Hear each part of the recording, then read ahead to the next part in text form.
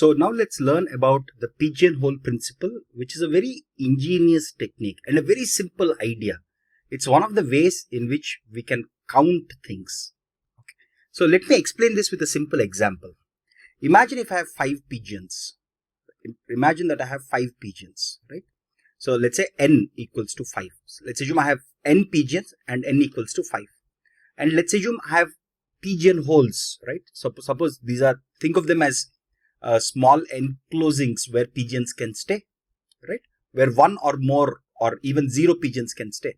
So imagine if I have 4 holes, right? Or 4 cases, right? Imagine if I have 4, let's call this equal to m, right? If I have 4 holes in which I want to place 5 pigeons, okay, let's assume I have 5 pigeons, right? P1, P2, P3, P4 and P5. Let's assume I have, look at this, here n is greater than m, right? Here n is greater than m. This is very important here, right? So imagine if I have 5 pigeons, if I start placing these pigeons in these holes, right? So what pigeonhole principle says is because n is greater than m, right? Because the number of pigeons that I have is greater than the number of holes, at least one hole must contain 2 pigeons. At least one hole must contain 2 pigeons, right? This is the simplest form of pigeonhole principle. If n is greater than m, n is the number of pigeons, m is the number of holes. If this is the case, then at least one hole must contain 2 pigeons. For example, look at this. If I try to avoid this, suppose I placed pigeon 1 here, pigeon 2 here, pigeon 3 here and pigeon 4 here. I have to place all the 5 pigeons. The 5th pigeon, I will have to place it in one of these 4 holes. So let's assume I place the 5th pigeon here. Then there exists at least one hole which contains 2 pigeons, right? That's all is pigeonhole principle. It's a fancy word named principle for a very simple concept in counting.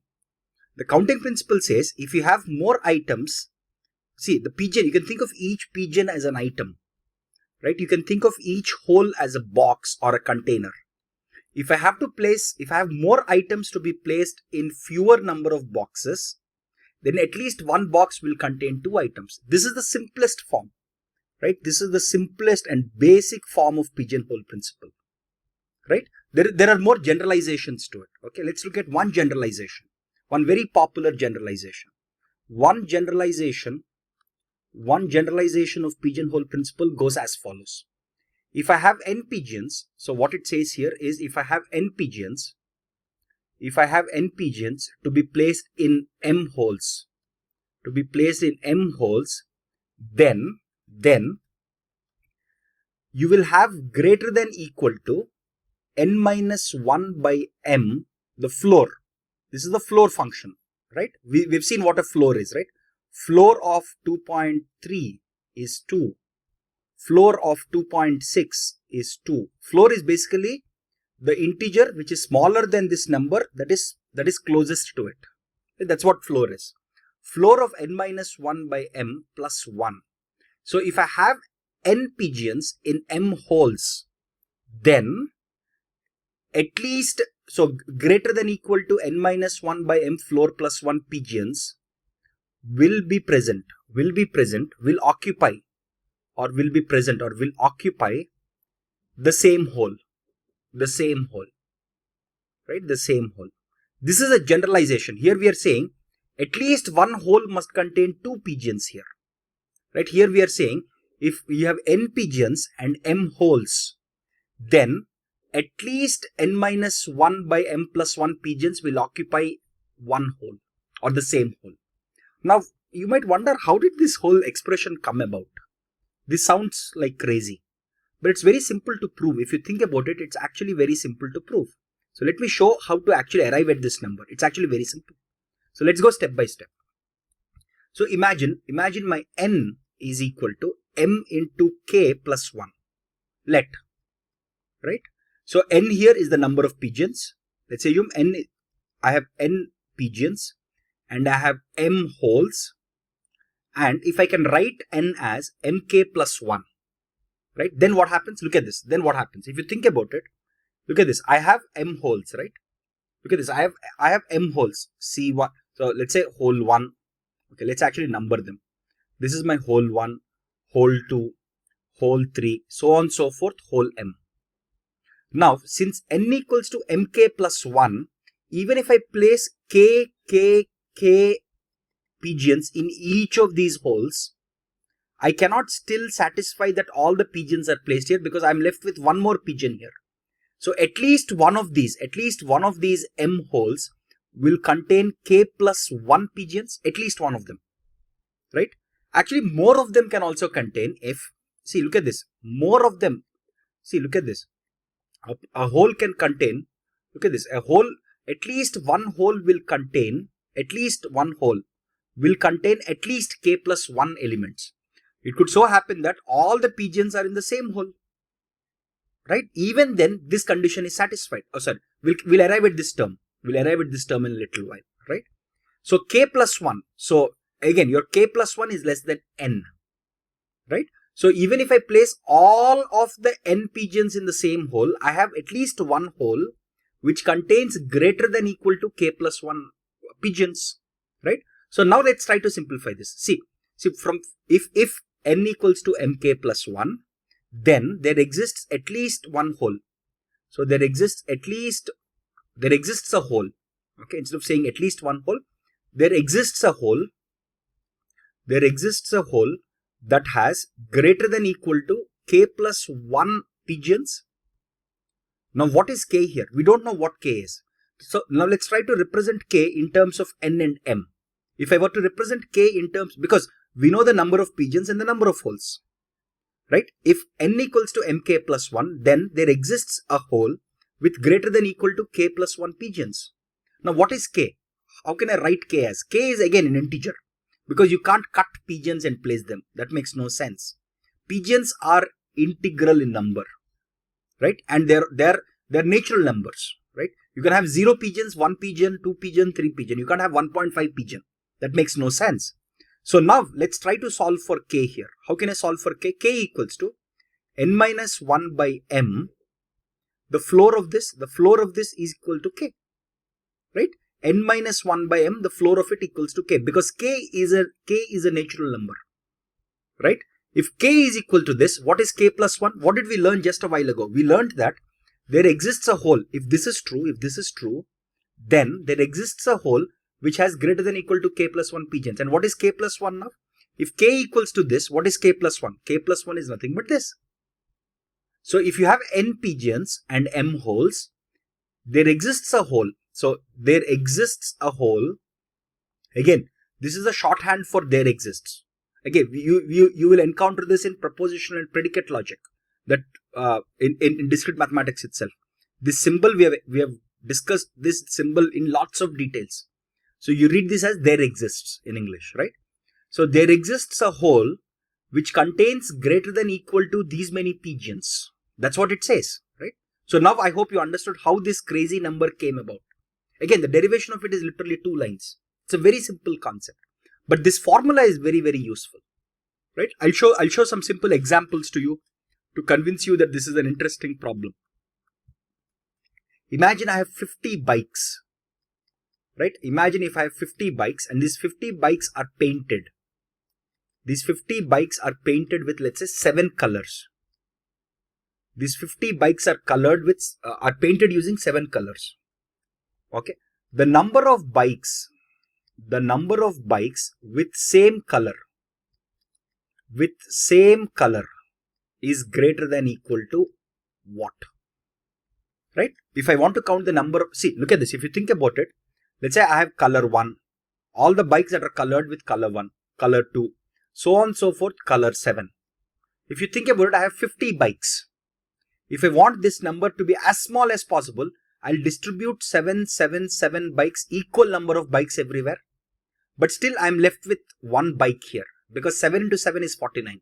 Because I have 7 colors, right? If I place 7 bikes in each color, I'm just finished with 49 colors. One more bike is left, which means one of these colors or one of these bikes has to have been colored in one of these colors, which means now this color C2 has greater than equal to 8 bikes that are colored with this color, right? Again, you can arrive at this from the formula also. What was the formula? N minus 1 by M, floor of this plus 1. What is N? N was 50. What is M? M is 7. So 50 minus 1 by 7, floor of it plus 1. This is equal to 8. Which means there are at least 8 bikes which have the same color from pigeonhole principle. Very simple example, right? So let's look at another example. Right? So let's assume I want to count the minimum number. I want to count the minimum number of cards. The minimum number of cards to be dealt or to be given to a player. Dealing a card basically means giving a card to a player. The minimum number of cards to be dealt to guarantee the three cards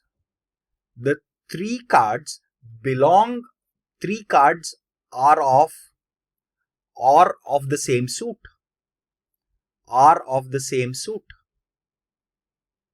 Right? So you have 4 suits, right? You have 4 types of cards or 4 suits of cards, like your hearts, right, and diamonds, right? So you have 4 types or 4 suites of cards, right? So now the question here is the minimum number of cards to be dealt to guarantee that there are 3 cards. Again, I think I forgot to mention this, that there are 3 cards of the same suit. How many cards does the user have to be given to guarantee? Again, I want a guarantee that the user at least got 3 cards of the same suit.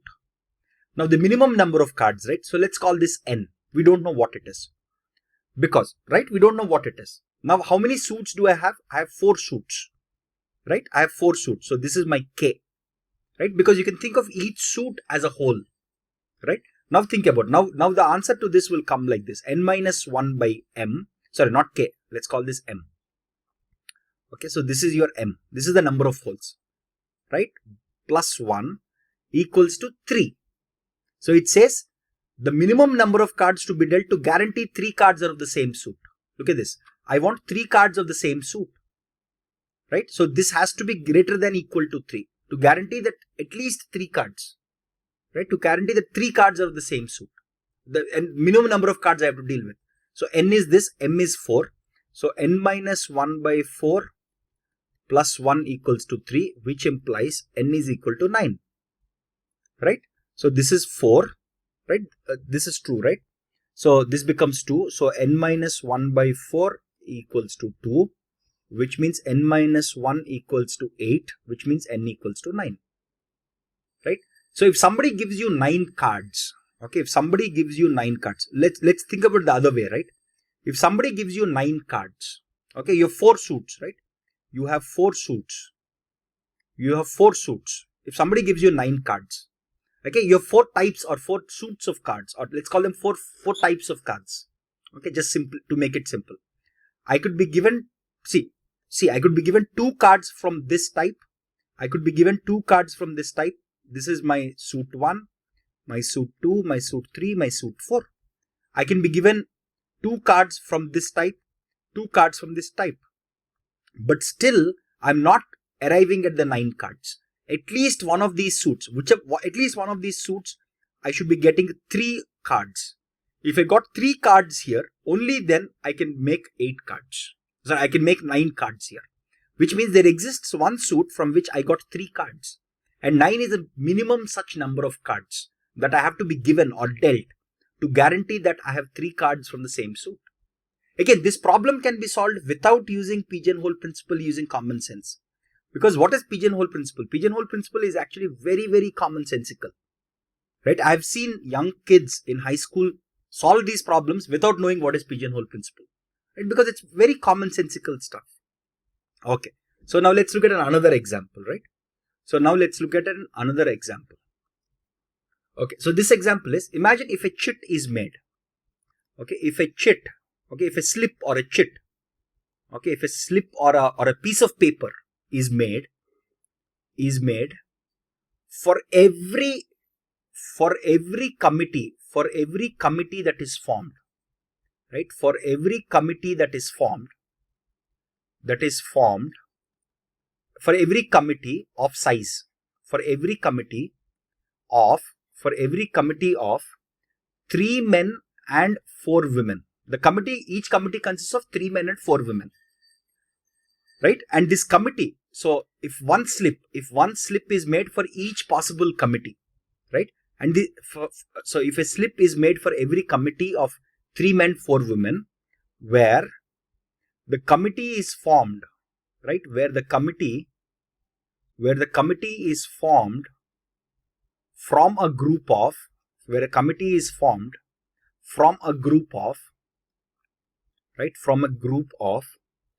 10 men and 15 women.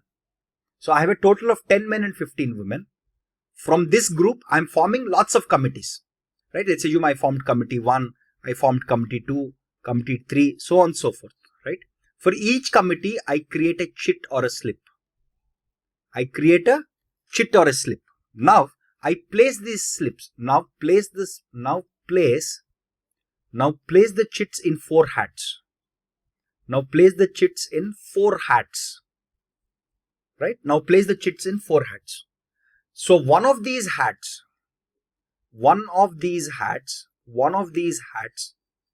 has greater than equal to some number of chits. And what is that number?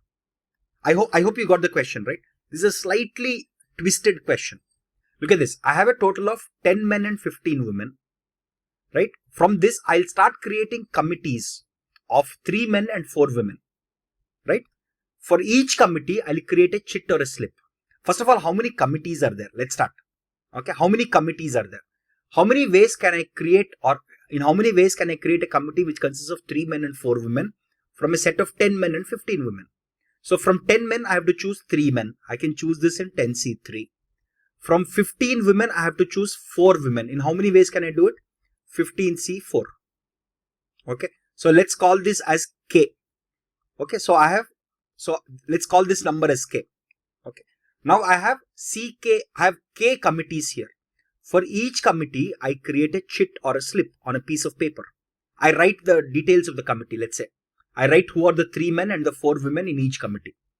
Okay, now all of these K chits are placed in 4 hats. Right? They're placed in 4 hats. So let's assume I have this as first hat, my second hat, my third hat, and my 4th hat. This looks like Charlie Chaplin hats, but that's okay. Okay, I've placed these K slips in these 4 hats. Now look at this. One of these hats, again from pigeonhole principle, one of these hats has greater than equal to how many chits? That's very simple, right? My M, so here my N, so this is basically a case wherein I have these many items, let's call this N, and I have 4 hats. So this is equivalent to having N pigeons and 4 holes, right? In how many ways can I place it now? My N is this, my K. So my N is this, my M. Sorry, instead of calling it K, let's call it M, so that it's consistent with the other nomenclature that we have used, right? So if this is N and this is M, see, this I can compute, right? This I can compute. I can simplify this and get the value of N. I know the value of M. So one of these hats has greater than equal to N minus 1 by M plus 1 chits, right? Again, this is something that we have seen, right? Again, I know what N is, I know what M is, so I can compute this, right? So I hope you understood this. In pigeonhole principle, the biggest challenge when you're solving problems is often to decide what is N and what is M. If you can translate the problem that is given to you, right? The biggest problem is, given the problem, determining what is N and what is M. So what are the pigeons and what are the holes? So mapping this problem to the pigeonhole problem is the challenging part. Once you do that, applying this formula straight away. Again, we know how this formula was arrived at, right? It's mostly common sense. But once you, again, the most of the times the challenge often is with translating this problem, translating the given problem, and understanding what is N and what is M, or which is the number of pigeons and what is the number of holes. Once you get that, you can simply apply this formula and solve most problems. Again, this formula itself, you don't have to remember it by heart. You can actually derive it even in an examination setting because it's so easy and commonsensical.